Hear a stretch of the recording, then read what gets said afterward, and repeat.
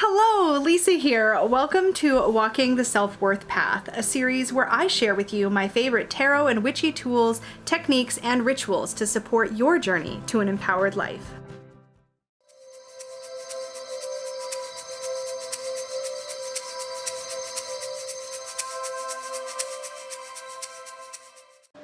Oh my goodness, I can't believe we are actually at this episode.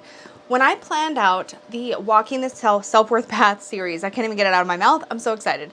When I planned this series, I always knew that the last really meaty, substantial episode that I wanted to do was taking you through all the chapters of the Self-Worth Path and how they align with the Major Arcana, and then sharing with you my favorite cards from my own collection that I feel like really align with what is covered in every chapter of or step of the Self-Worth Path.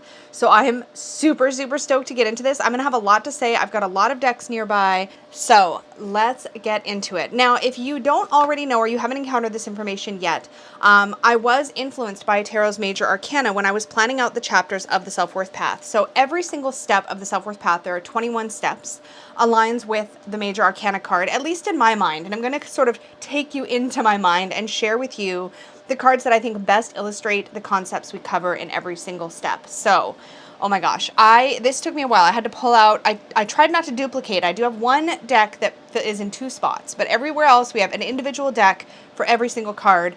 And I was so picky about this because I really wanted every card selected to really illustrate the concept. So, without further ado, I'm going to start sharing.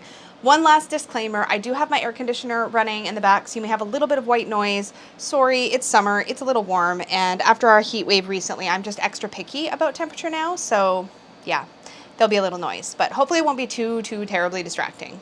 All right, so when we get into the Self-Worth Path, the first step is called Get to Know Your Body, and this is where I actually combined two Major Arcana cards. Major Arcana card 0, which is the Fool, and Major Arcana card 1, which is the Magician. Now, one of the things that kind of is interesting to me is that in the very beginning of the book, I talk a little bit about beginner's mind. And this is one of the things that I think really gets me going, at least, with the idea of meeting yourself where you are, taking baby steps. I talk about that a fair amount. But then when we really get into the first step where we're talking about body acceptance, and I'm sharing my own sort of journey, I'm also talking about how important it is to really sort of unlearn what it is that you've learned. And unpacking that can actually be quite the process. The tarot card for the Fool that I think really best illustrated this idea of really beginner's mind is this card from the Bito Tarot, the Fool. This is, as far as I know, it's the only Fool card I've ever encountered that features an old man as opposed to somebody young and sort of venturing out into the world. And I love this because this so perfectly illustrates the idea of beginner's mind, which is this idea of coming to a subject with a fresh perspective as if you were a beginner, even though you may not be a beginner. And this is something that has always been a really important concept to me and something that really, really matters. And when we're talking about these initial first steps in the Getting to Know Your Body section of the Self-Worth Path, I'm really getting into this idea of breaking down what it is you think that you do know about your body, pulling yourself away from the dogma that you've been introduced to, and really just getting into the truth for you. And I feel like that's what this card really, really represents. Again, this is from the Bito Tarot. Now, the Magician is also a big part of this first step. And for that, actually, let me get this other one out of the way. I picked the Gorgonz Tarot Magician card. One of the things I really love about this is that it's almost like we can see through this person. And you can see that they have access to all these different elements. It's a little bit intangible in a way, and there's some mystery here. One of the things that really inspired me by the Magician in step 1, Getting to Know Your Body, was the idea of really starting to understand the mechanics, the inner workings of your body, being really curious about the fact that you have everything you need already contained within your physical self. And if you can really understand just the basics even about how your body systems work, that will leverage your self-worth journey. It will leverage your relationship with your body to a more positive space because you start to recognize that your body isn't trying to be at odds with you. Your body is trying to harmonize with your needs, with what your body's needs are. And sometimes it doesn't do what we think it should do, but there's often a reason to, or a method to the madness, I guess you could say. And that's really what I get from this Gorgonz Tarot card. For the High Priestess, we're in step 2. This is where we're talking about nourishing yourself.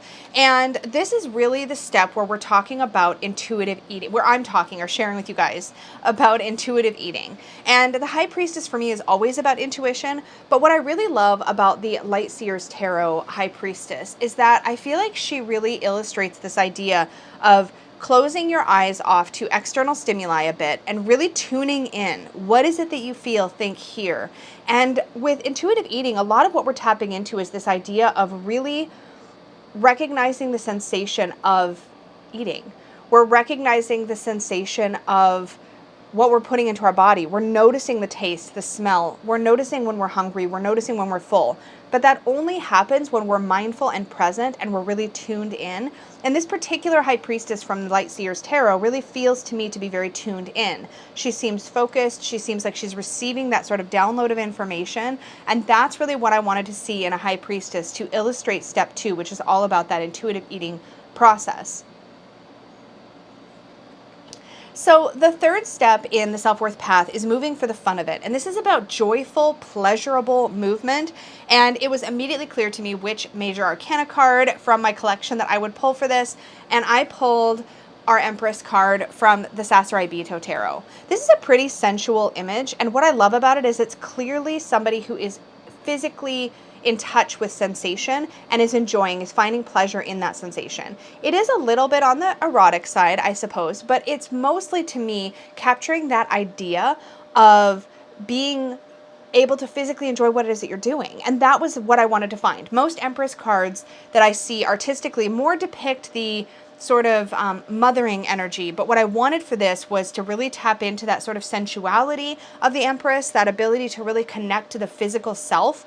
And this feels connected to physical body for me in a really beautiful way and really illustrated that concept of a joyful movement, moving for the fun of it, moving because it's pleasurable, finding activities you enjoy, not just doing them to punish yourself or to reach a particular outcome. And that is the entire point of step 3 of the self-worth path. In step 4, this was a challenge because this obviously is related to our Emperor card, key 4 in the Major Arcana. And this step is about focusing on your actions, not on your outcomes. To me, the Emperor is somebody who sort of takes the long view, right? He's aware of his kingdom. He's trying to take care of everything. He needs to be thinking big, not small. Not so much detail, but also be not so rigid and focused on the outcome that he can't get work done. And the favorite card from my collection I found that I felt like kind of captured this energy as best as it could is the Emperor from the Tarot of Divine. And here we see the sword in the stone moment, the sword being pulled from the stone by King Arthur, or who is to become King Arthur. It's a really interesting image. I could completely have the mythology of this wrong, but that is what I see when I look at this image. I didn't actually double check it in the guidebook, to be completely honest. But I love this image. I love that it captures a moment, a decision to be present and to make a decision based on that present experience. I don't know if I'm explaining this correctly, and I'm probably mixing up my mythologies, but this feels moment captured, experience captured, and less focused on trying to check off a certain box or hit a certain criteria. And that's kind of the point of focusing on actions, not outcomes. It's like doing the thing you know you want to do for yourself, regardless of what the actual tangible results may be. In other words, it's like choosing to eat something that you know is going to make you feel nourished and fill you up, because that's what will make you feel nourished, not because it means that you're going to take 3 inches off your waistline necessarily. That result may still be the case, but that's not the reason for it. If you're approaching things in the way that I'm suggesting in the self-worth path, it's about enjoying the journey, being present for the journey. And I kind of feel like I see that here. Maybe it's a stretch. I would love to hear your guys' feedback down below on how you also see the images that I'm sharing with relation to these concepts. But that is what I got from this. Step 5, this is tricky because step 5 in the self-worth path is all about releasing body image dogma.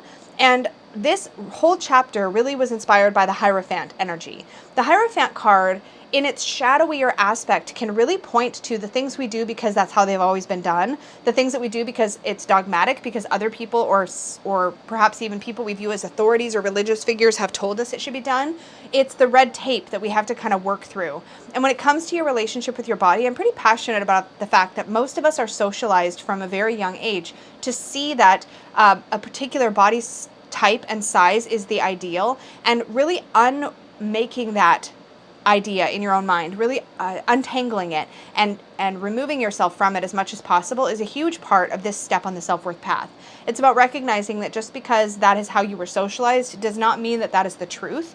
And the best card I could find to really illustrate the shadow side of the Hierophant is the often debated, discussed Hierophant from the first edition of the Mary L. Tarot. Here we see two figures who are kind of suckling from this dogmatic figure, from this person who represents the beliefs and structures already in place. And you kind of get this idea that we're just spoon-fed, or in this case, breastfed, this stuff from a young age, and we don't necessarily understand that that's the image that's being created for us, and we're not necessarily in a position where we get to decide for ourselves if that feels true or not, because this is what we're exposed to, all of us societally, from a very young age. And this is true of a lot of things, but in particular, obviously in the self-worth path and in the section on body acceptance, I'm discussing this idea around how we're socialized, or what beliefs have been kind of thrust upon us from society around body image. And so I really felt like this card illustrated that idea of being sort of thrust into that belief system without really being given an opportunity, most of us, to discern whether or not that's true or not. So I really liked this image for that. Now we're moving into the second section of the self-worth path, where we're dealing with self-care. And so here we're going to be moving into the Lovers, we're going to move into the Chariot, Strength, and the Hermit. So the Lovers, card 6, aligns with step 6, which is about practicing self-care without feeling selfish. And when I realized which image best illustrates this for me from a Lover's perspective, from a tarot deck, it was like, yes, this is exactly right. And it is the Wild Unknown Lovers card. What I love about this is that the reason that geese fly in formation, again, to the best of my knowledge, please anybody feel free to correct me below, but it's a good analogy regardless.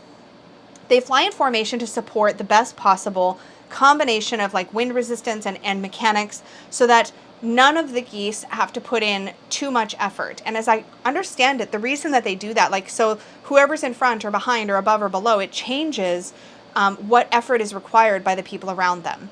In other words, I felt like this really illustrated the idea that when everybody is focusing on taking care of themselves and doing what they need to do, while also being concerned with how to be a good contributing member to the flock, so to speak, everybody wins. In other words, if this particular goose down here at the bottom doesn't take care of itself and can't fill its spot in the formation, everybody else also suffers. If this goose makes sure that its basic needs are met and it can actually fulfill its role in the community, or in the flock in this case, then everybody wins. This is one of the reasons why self-care is not selfish. When we take care of ourselves, when we prioritize our own needs above other people's demands, wants, or expectations, we put ourselves in the healthiest possible position to be the best partner, friend, family member, coworker that we could possibly be. We can support the people around us better when we can fill, or pour rather, from a full cup rather than an empty cup, right? And I'm totally mixing up my analogies just for funsies, but I felt like this image really captured that idea. A lot of Lovers cards in tarot seem to focus on the connection between two people or two creatures facing each other in a kind of romantic situation, or they focus on the idea of choice, which is one of my favorite ways to look at the Lovers card. But specifically, in this context of the self-worth path, I wanted to see that idea of mutual support. By being strong and healthy and focusing on oneself, you can also then support others. And I felt like this image just totally did that for me. Okay, so next we're looking at step 7, which is about putting yourself first. And this is aligned with the Chariot card. This is where you really energize yourself to be able to self-prioritize, and you actually give yourself the momentum and power you need to make forward progress in your life. And so for that, I chose the Way of the Panda Tarot Chariot. There's actually quite a few Chariot cards that I feel like illustrate this idea of power and momentum really, really well.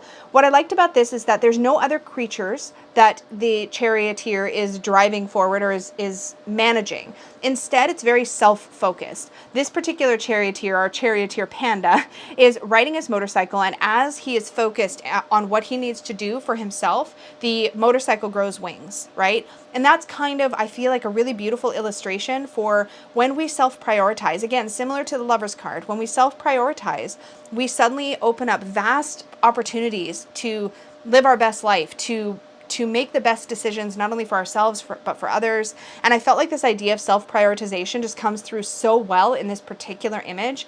I almost chose another motorcycle-y one from either the Modern Witch Tarot or the This Might Hurt Tarot, but this one just seemed to just nail it for me, because you get that sense of sort of the panda tapping into their own ferocity and power, and I just loved what that looked like and how it came through in this image.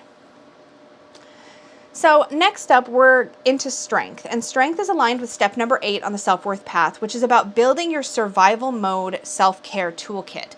This is where you give yourself the tools to be able to best manage when difficulty comes, when things kind of rear up and catch you off guard, when you suddenly find yourself having to work a lot harder for your inner peace and your sort of mental well-being than you do the rest of the time.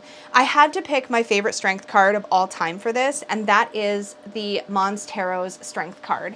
I have a print of this hanging on my wall. I love this image so much, because to me, this shows a character who is lovingly really looking down at this kind of wily, rowdy creature, and they're forming this harmonious, trusting relationship with it. They're managing so well because they're equipped to manage well. And so they've prepared themselves to be able to handle this moment without freaking out and like throwing this wily little creature across the room or like reacting badly, right? They're able to handle the moment with fortitude and with courage and with confidence because they have equipped themselves appropriately. And again, a lot of the ways we equip ourselves are non-tangible, but I do talk in this chapter about building a toolkit for yourself so that you're prepared when just crap hits the fan. That's how you can have a moment like this, is when you really prepare so that when that happens, you can still find a way to prioritize yourself. Because I'll tell you right now, when crap gets hard, that's when your self-care goes out the window. And having a bit of a toolkit, having some, even if it's a list of self-care activities on your fridge, or it's a kit of self-care goodies that you put together, and I've made a video talking about that, anything you can do to have something that you can go to when crisis hits is going to help you be at your best in that moment. So I loved that version. Next up, we have the Hermit card, and there were so many that could have fit well here, but I picked one that had a sort of a slightly different spin. In the Hermit card step of the self-worth path, which is practicing aloneness, step number 9, what I'm really focusing on here is learning to build a relationship with yourself where you can be alone without feeling lonely. You may still feel lonely occasionally. It's not about forgetting that loneliness is an emotion that needs to be acknowledged, but it is about learning to have a relationship with yourself so that you're not uncomfortable when you're alone with your own thoughts or in your own space. And the card I chose for that is from the Ember and Aura Tarot, and this is the Hermit card from that deck. I just really loved the sort of wisdom we see here of somebody retreating into their own personal space and connecting in. I also really love the web here, and this will make more sense when I get into my discussion about the web in further steps. But this is really important because what we're seeing the foundation for in this particular card is the idea that as we begin to grow in self-awareness, which again is our next section of the self-worth path, we realize that everything is connected, right? Our behavior is connected to our past. And again, I'll talk about that more in a moment. But for now, just know that this is the beginnings of that. This is where the seed is planted, because when we start to learn how to spend time alone with ourselves, with our thoughts, when we start to be present with just who we are, we start to learn about ourselves in a completely new way. But we have to lay the foundation by first giving ourselves opportunities to have those internal conversations. And that doesn't happen if we're constantly distracted or always surrounded by other people. So making an effort to find time to be alone and to celebrate that aloneness is really, really critical. That's a lot of what I'm talking about in this particular chapter on the self-worth path. And I just felt like this image illustrated that so beautifully, particularly when we see this sort of storm or wind raging around and seeing that idea of retreat and self-focus. I really liked that. Now we're moving into the third section of the self-worth path, the third major area of self-worth, and that is self-awareness. And we begin that by recognizing what our relationship is with change. This is huge. This is step number 10, and this is the Wheel of Fortune card. So in the Wheel of Fortune, I was looking for a card that would illustrate the idea of how to harmonize with change when it happens. And I had several that I was thinking of, but the one that I really loved for this was from the Good Karma Tarot. And here we see a figure literally sitting in the wheel of change, kind of hanging on. She has decided to get on the ride and move with it. We don't see her on top or beside or underneath or falling off or any of those kinds of things. Instead, we see her actually in the wheel.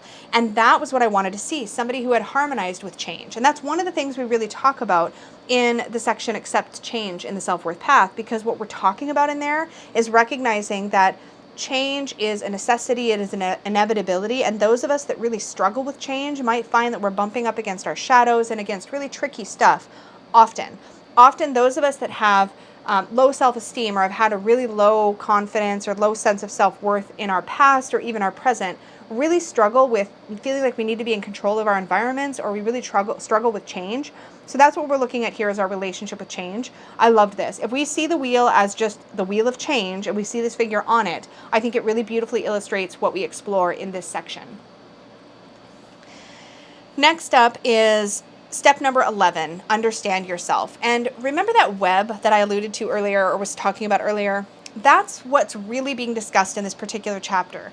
It's finally recognizing that every experience you've ever had in your life is connected to other experiences that you've had in your life. It's connected to your current behavior, responses, and reactions. And if you can recognize, begin to sort of shine that light internally, again, that comes from hermit, right? Hermit time and being able to be alone and learn about yourself. But if you can start to recognize that, you can start to untangle these patterns that you may identify in your own life. You might start to notice that you react a certain way in certain situations, and then you can start to connect that to an experience you may have had when you were younger or when you were more vulnerable or whatever it might be. And so what I wanted to see in this card is somebody having that aha moment of like connecting the web, of seeing where the strand was, because that's the work we're talking about in step number 11, understand yourself. And the best card I found for that was this Osho Zen Tarot card, Breakthrough, which is number 11 and is the Justice card in this deck. Because really that's what's happening. We're sort of smashing through the preconceived ideas of why we are the way we are, and we're actually building connections and understanding. This was probably the point in my personal self-worth path when I started to experience the biggest breakthroughs, the biggest aha moments, the biggest clue by fours, because I started to recognize that every time I reacted to something, there was a reason for that. Doesn't mean that the reaction was correct or healthy or the best reaction to give in that particular situation. But when you have a tendency to default to being self-critical or to self-blaming, being able to understand that there is context for your response. There is context for the reason why you behave a certain way. When you start to recognize that there's always a reason, I want to be clear about this. Understanding the reason isn't about letting yourself off the hook entirely, right? It's not about saying, well, this is okay then because there's a reason. No, but it's about information. And if we can understand the reason, then we can begin to unpack it and perhaps start to do things a little differently, reprogram ourselves in so many ways. That's what this step on the self-worth path is about. It's about laying the groundwork to be able to deprogram some of those reasons in the future. It's about recognizing that we don't need to do anything about it right now, but if I can understand that the reason that I get so tense every time I get in a car is because, oh yeah, I was in a really minor car accident like 10 years ago, I guess it did leave a bit of an imprint on me. You can start to untangle and you can start to sort of extract yourself from those patterns, but you have to see them first. You have to recognize them first. And that's what the Breakthrough card really illustrates for me, is that moment of connection, of understanding that there is a reason. The next step in self-awareness is to stop being a control freak. Now, I mentioned at the beginning of this section that in the self-awareness section, we're really looking at ourselves as lovingly as we can, but also as honestly as we can, and beginning to notice the patterns, notice your relationship with change, understand the connections between your current behavior and responses and your past experiences, and maybe recognizing where control is influencing your responses and reactions. Where are you being led by a desire to control, whether it is a situation, a person, or an outcome? Because often those of us who feel very insecure or who have struggled with self-confidence or self-worth, we look for control anywhere we can get it because we feel so powerless most of the time. And so recognizing what your relationship is with control is so, so important. And of course, being step number 12, this one is associated with the Hanged Man, which is all about surrendering control. It's all about recognizing that you don't have to be in charge, that sometimes making a sacrifice, waiting, being in suspension, surrendering can be a beautiful, powerful thing that opens you up to new knowledge and new enlightenment. And that is why I selected this beautiful card from the Siren's Melody Tarot. This card, to me, really beautifully illustrates the concept of surrender. We have this primary figure here. She's back floating in water. Now, this card was actually a duplicate in a deck that I received, and I ended up keeping it, even though the deck is probably moving out of my collection at some point, because it so beautifully illustrates that idea of surrender. And this is something I am constantly trying to be more and more self-aware of, and I'm constantly working on for myself, is when it is appropriate to surrender, to soften, to not have to be rigid or feel like I'm in control of everything, to recognize, most importantly, when I'm safe and can let my guard down. And these are all really, really important concepts that come when we recognize where we're being controlling and learn how to let go of some of that urge to always be in control, to grip tighter. We learn to loosen our grip, to soften, to surrender. And this image just really beautifully illustrated that for me. All right, the next one is a tough one because this is step number 13. Know when it's time to let go. And of course, this is the Death card. And I wanted to see something in the Death card that illustrated the idea that we have to consciously make a decision when we are faced with a situation, a relationship, or something in our lives that we know is not good for us anymore or is not serving us, or sometimes that choice isn't even ours. Sometimes somebody else ends a relationship or a situation. Maybe we've been fired or somebody's broken up with us. Maybe we've left a job or we've done the breaking up. But no matter who has influenced or initiated a particular ending in our life, death often represents those endings that are inevitable, and we all face inevitable endings throughout our lifetime. We all do. Things that we are powerless to change, and that's why we deal with our relationship with change, that we can't control, that's why we look at our relationship with control before we get here. But once we're here, once we're in this moment where we recognize that there are things that we just at some point we're holding on too long, and we need to recognize that it's time to consciously let go and move in a new direction. That's what this kind of particular death influence looks like. So I wanted a card that really illustrated that idea of, at a certain point, death comes, you can try to fight it, it's going to happen anyway. But if you consciously choose to cut that cord, to separate yourself from whatever that is, you take your power back. And that's wonderful if you're trying to build confidence or build your sense of self-worth. That's why this is an important step on the self-worth path. And so, of course, the best card I had in my collection that really illustrated this idea was from the Everyday Witch Tarot. And here we see the figure of death standing, blade at the ready, with the cord that is already fraying. That cord is going to break. One door is closed, another is opening. All that needs to be done now is that cord needs to be finished being cut. You can just wait for it to break. But if you wait for it to break, is that door going to be open anymore? Probably, but it may take you a little longer to get there, or maybe it's closed but not locked. You know what I mean? There's always going to be new beginnings after an ending. But can you take an active role in this process and reclaim your power in the process? And I feel like that's kind of what death is illustrating. This idea that all you have to do, the rope is already fraying. It's going to break. That's inevitable. We're talking about inevitable endings, right? That's going to happen. But can you be an active participant? Can you claim your power? Can you be present? Can you be a part of it? Can you cut that cord that is already wrecked? Can you? That's kind of the invitation I see in this image, and it really beautifully illustrates the idea of knowing when it's time to let go, knowing when it's time to cut that cord. Beautiful illustration. It really captured the concept for me. Next up, we're moving into the section of accountability, and this is where things get pretty tough. There's only 3 steps in this section because it's really an intense section. It's an intense part of our self-worth journey, and we begin with holding ourselves accountable. That is tough, and it's even more tough to hold yourself accountable while not beating the crap out of yourself, and that is really what we're focusing on in step 14. We're focusing on the idea of holding yourself accountable, of being honest with yourself about your own behavior, about how you influence your own life and the outcome of your situation, whatever it might be in your life, recognizing what role you play, but doing that without using it as an excuse to self-harm mentally, emotionally, or otherwise. So we're looking at a way to kindly and lovingly look at ourselves. And that's why this is farther along in the self-worth journey, right? We've already experienced laid some groundwork for this, right? We've done the work in the Hermit card to be able to recognize how to start to go within and look at ourselves, be comfortable alone, start to build a relationship with who we really are. We've started to do a little bit of that. We've also started to recognize our relationship with change and control, and also we've dealt with some inevitable endings, and we've taken charge of that process. Now it's time to be able to really look at ourselves and hold ourselves accountable in a loving way. And I wanted a temperance card because, of course, step number 14 aligns with temperance in the Major Arcana. I wanted to find a temperance card that really looked at that idea of looking at yourself with honesty, but also holding that gentleness and that compassion. And I finally found it. This took me forever, but I finally found it in my copy of the Hudes Tarot.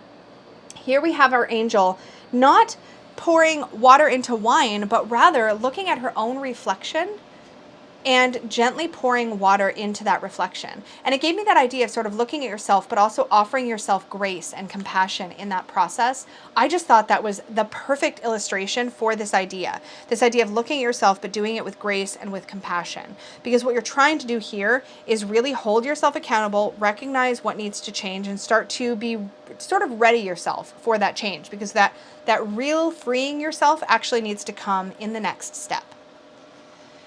So here we're at step 15, and this is where the rubber meets the road, because this is the shadow card, or shadow step, right? This is where you face your shadow. You look at the really, really tough stuff. In temperance, or in step 14, we've sort of learned how to look at ourselves with honesty, but with compassion. In step 15, it gets a little tougher and a little harder, because we're specifically looking at those things that we have deliberately avoided looking at. So we're taking that idea of self-reflection even further and looking into the uncomfortable stuff. I wanted a shadow card that represented that idea of looking inside at things that make us uncomfortable. And the perfect card for this, in my opinion, comes from the Tildwick Tarot Devil card, where we see what looks like almost a mantle, and then what looks like a mirror on top. And we see sort of a vague shadow there. And that is exactly the type of work of shadow work to me. It's being willing to peer into the muck where it's less clear, where it's maybe less obvious, where it's definitely less comfortable, and begin to meet that part of yourself with honesty, but with that same compassion that we've learned how to give ourselves from temperance. And now extend it even to this side of ourselves, sometimes negative. This also can, by the way, illuminate things that we've hidden that are beautiful, wonderful things about ourselves, but that we didn't feel safe to express, that we otherwise have hidden or repressed in some way. It's not always bad things about ourselves or uncomfortable things. I should say it's almost always uncomfortable in some way, but it's not always negative. Sometimes it's positive, sometimes it's neutral. And I do talk about all of that in step 15 of the Self-Worth Path, where we talk about meeting your shadow self. This card, though, I just thought did a beautiful job of really illustrating that step. Next, we have step 16 of the accountability section of the Self-Worth Path. And here we are talking about creating lasting change. Now that you have looked at yourself with compassion and even dug a little deeper into the shadowy aspects of who you are, in the things that you've really hidden and repressed, now you have knowledge that you can't unknow. And this is one of the hardest, most challenging parts, because once you have that knowledge, you now have to make a conscious choice. Are you going to stay in bondage to the things that you don't like about yourself, or the things that you don't like about how you move through the world, or the things that you have hidden? Are you going to keep them hidden? Are you going to keep yourself repressed in these patterns, or are you going to break yourself free? That's what the Tower is all about in tarot. Sometimes the Tower happens to us. Sometimes we enable our own Tower. I want to take a look at Tower as in this particular context of the Self-Worth Path, in that empowering way, that we have seen that change needs to happen, but we have to break apart, our own foundations. We have to take apart the construct we have built about how we look at our life brick by brick until we have nothing but the bare foundation to rebuild upon. And so this chapter talks about how you can do that, how you can create lasting change for yourself, how you can unmake all of these patterns and replace these unhealthy or less helpful patterns with helpful patterns. So when you've done the work of the shadow, and you've recognized there are things there that have been hidden that you didn't want to look at, that maybe you now see and you want to change, the Tower is the opportunity to change them. It is tough work. I'm not going to pretend it's not. But the tarot card that I think most beautifully illustrates this idea of breaking free of all of that old gunk and exposing the rawness of who you truly are underneath it all and making those lasting changes is the Tower card from the Tarot of the She. What really empowers, I think, me about this image is this idea that we see this figure sort of bursting free of masks. You can see pieces of masks are falling apart all around this character. And we get this idea that as we deconstruct our own our own lives, our own selves, as we deconstruct the stuff that has been holding us in bondage through the devil card, obviously. As we deconstruct all of that, we expose the trueness of ourselves. We begin to live more in alignment with who we are, not who we have sort of become through all of the ramifications of our experiences and our choices in life. We give ourselves, in a way, a fresh start. And from this place, once we've shed all the stuff that no longer serves us, that's when we move into the final step on the self-worth path, which is integration.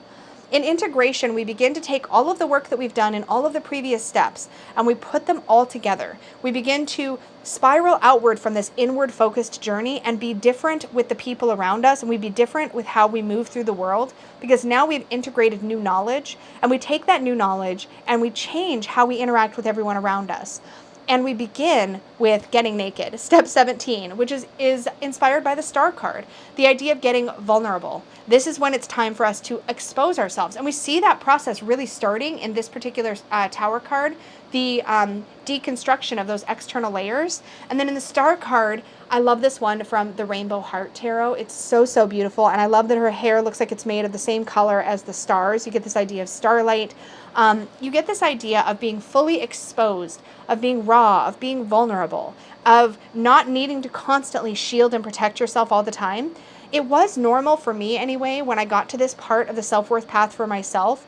It was very normal for me to feel extra vulnerable and extra sensitive for a while. I felt very, very exposed because, of course, there was no part of me I was deliberately hiding or unconsciously hiding, I guess. There's always going to be some things. I don't want to say that it was perfect at this stage, but I had exposed enough of who I truly was, and I was starting to let that be seen by the people around me, and it did make me feel very vulnerable and very raw. And this star card really, I think, illustrates the idea of being vulnerable, of being fully seen in the starlight as exactly who you are. There's no clothing, there's nothing shielding you. And most star cards would have illustrated this beautifully. I just picked one that I thought was really, really beautiful. And again, I really do like the fact that the hair here matches the starlight. You get almost that idea of, in exposing yourself in this way, you are allowing the goodness of life to touch you, to actually make contact with you. That starlight is able to make contact with our character in this card because she has had that experience of exposing herself to it in the first place. I hope this makes sense. I'm like totally rolling with it, but I loved that card. After getting naked, after exploring vulnerability, that's when we sort of ready ourselves for the next layer of more difficult work, and that is facing our fears.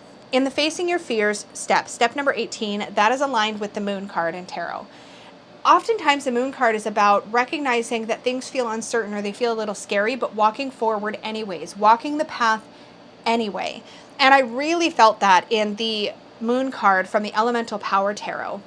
And here we have a lake at night. We have a path here, but there's some scary things sort of happening in the background, or they seem to be. We have this sort of figure kind of dancing over here. It's really obscure. Things aren't very clear. We don't fully know. There's like what looks like a spaceship in the sky. Like, things are weird, and they look weird. They look unfamiliar. They look scary. But it's when we face this unfamiliarity, when we face the idea that we're not in control of everything, when we face the idea that we can't know all the things, we can't see forward on our path with perfect clarity, we're always going to be taking a certain amount of risk in our life, we start to free ourselves from letting that stuff hold us back. And that is what we're doing when we face our fears in step 18. Step number 19 is called Be You. And this is the card, or the step rather, of authenticity. We've moved now from sort of exposing ourselves to ourselves and getting really vulnerable to now consciously embodying who we really are in the rest of the world, being less afraid of judgment, of criticism of others, of other people's opinions, and beginning to live in a way as though we have faced our fear. Some of this is faking it till you make it, not gonna lie. Sometimes we are pretending to be bolder than we are until it gets more comfortable, because it often feels a lot like the moon card until you've done it for a while, and then it starts to feel a little more natural. But in this stage, we're really coming to grips with who we are, and we're being less afraid of or ashamed of sharing that with the rest of the world. And I chose, for personal meaning, and I'll try to dive into it as much as I can, this card from the last Unicorn Tarot for the Sun card, which is the tarot card that aligns with this step, is the Sun. I often see the Sun in tarot as a card that represents authenticity. I love how everything is revealed in perfect light, but there's also a joyfulness to the characters in the card. We see them dancing, or we see a small child on a horse seeming really full of joy. There's this idea that yes, you're fully naked and you're exposed, but you're happy about it. You're like actually in your happiness, you're in your joy. In this particular card, I love the fact that we have unicorns here riding the ocean waves. For me, that has personal meaning because the unicorn is an excellent symbol for myself personally of what it's like to be yourself regardless of what other people think about you. I really went through a whole process to get to a place where I could embrace and share my true inner child self, the part of me that felt the most true, with those around me, and know that that was okay, and that I wasn't going to get like laughed out of a room, or if I did, that wasn't really my problem, that was everybody else's problem. Do you know what I mean? So this idea of a unicorn as a representation of authenticity for me really, really works. There may be a different card that works better for others of you, for you guys. I don't know how I want to word that, but this is just a great representation for me personally. In step 20, we're hitting the step that is aligned with the Judgment card. And this step in my book is called committing to yourself, or commit to yourself. And this is the point at which you decide that you have done all of this work in all of these previous steps, right? You've done all this work. You've looked at yourself. You've learned how to be in the moment. You've learned how to practice self-care and like prioritize yourself. You've prepared yourself. You've learned how to be alone. All this kind of stuff. You've done all of this work. Well, step 20 is when you decide if you're going to actually commit to moving through the world in a way as though you recognize your own worth. Even if you're not always fully there, you're committing to the idea that you're going to move through the world as if you knew your own worth. That's the whole point of step 20. It's recognizing that you have a choice to make a commitment to you and to what matters to you and what is important for your well-being, and to live life as though you matter to yourself. And so there's a really important alignment here, I think, with the Judgment card, because the Judgment card in tarot is also about hearing the call and stepping, sort of leveling up, ascending in a way, to stepping into a new way of being, because you recognize that your previous way of being was not in your best interest, was not serving your highest good, was not preparing you to have the best possible experience in life. And so the tarot card from my collection that I felt like most beautifully illustrated this idea of judgment and of the choice that we make to take that step of self-commitment, of committing to our higher ideals, is the Judgment card from the Everyday Enchantment Tarot by Poppy Palin. In this card, we see a girl looking like she is leaving this party. They're drinking and partying. They look a little out of it. She's heard the call at the doorway. She's turning her back on this particular situation, and she's moving in the direction of what is best for her. That's what we see here, and I think that is such a beautiful representation of the step of truly committing to yourself, of going, you know what, I know what I'm worth, and I'm going to move in the direction of my own self-worth, and that's the way I'm going to travel. And I think that's such a beautiful, powerful representation that I couldn't have imagined picking anything else for this spot. And finally, we come to step 21, the final step in the self-worth path, where you know your worth, or you at least know that you have laid the groundwork to groundwork. I said groundworth. That's kind of a funny twist on words, but you've laid the groundwork to know your own worth. It's going to be a practice. It's not like you just hit this step and you're suddenly good. Like, you do have to work at it. It's going to be a constant, ongoing journey. But by this step, you recognize that you're at a place where you do get to define the rules of your life. You get to make your own rules, which is making your own rules is the name of the chapter, of the step. So I wanted a world card that showed somebody who was comfortable with themselves, who had established the ability to create good, strong boundaries around themselves and had a space to move within them. And I really enjoy this world card from This Might Hurt. I do, of course, like it for its body representation here, but also I really enjoy the idea that we have this very visible and obvious boundary around our central character. And actually, when I'm doing readings that have even the slightest sort of self-worth overtone, often if the world comes up, it is specifically addressing boundaries and how we establish the rules of engagement between ourselves and others in our life. And boundaries is a big way we do that. And boundaries is some of the work that is addressed in step 21 of the self-worth path. But it gives you that idea of like wholeness and completion. Yes, you now have all of the tools that you can embody in your life to begin to do the work that you know you need to do. And I think that is what really, really matters. Oh my goodness, I can't believe we have gotten to this place. There will be one more episode of Walking the Self-Worth Path, so watch for that to come out on the channel in a couple of weeks. In the meantime, I would love to hear, as you were watching me go through all of these different cards and talking about which ones aligned with which steps. As I was discussing what each step kind of meant and how it aligned with the tarot, I would love to hear if certain cards from your own collection jumped out at you, so I could at least Google them, look up the images, even if I don't have the deck. So if you're like, oh my gosh, I know what the perfect magician card is for what you said, or the perfect high priestess, or the perfect chariot card, or whatever it might be, I'm going to now go put these all away in their respective homes. I have a pile of 20 some odd decks next to me, so I'm going to go take care of that. Thank you so much for joining me. As always, this series is real work of passion for me. And just like my book, the topic of self-worth is hugely important to, I feel like, my work in the world. This is really important to me, and I just appreciate every single one of you who have been coming along this journey with me in whatever way you've been coming along this journey with me, whether you're just watching, whether you've picked up a copy of the Self-Worth Path and have been working through it, whether you've shared feedback with me, whatever it is. I just so appreciate every single one of you. I'm really excited as we begin to wrap up this year of content about the Self-Worth Path, that I have just launched channel membership, where we have a tier devoted to the topic of self-worth. The Badass Unicorn tier on my channel membership is a tier that allows us to make content that is in a safe space where it is, yes, behind a membership wall, so that we can get a little bit vulnerable with one another. We can talk about topics related to self-worth in a space where we can really engage with one another and support one another. I really am excited about that series kicking off, and we are having the first Badass Chat video with Peggy and I this month, and we are also having our first self-worth Saturday live stream for the Badass Unicorn tier of the Unicorn Fan membership this month. And I'm so excited. The timing could not be better. I really wanted to bring Self-Worth Saturday back to the channel for a very long time, and this was just the perfect timing and the perfect way to do it.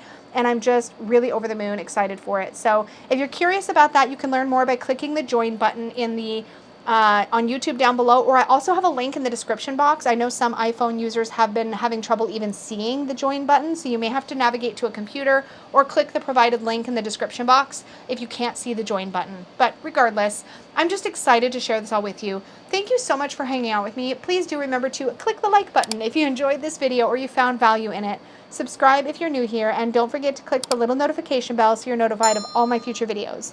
Thank you again so much, and may your magic always shine from the inside out. Bye, guys.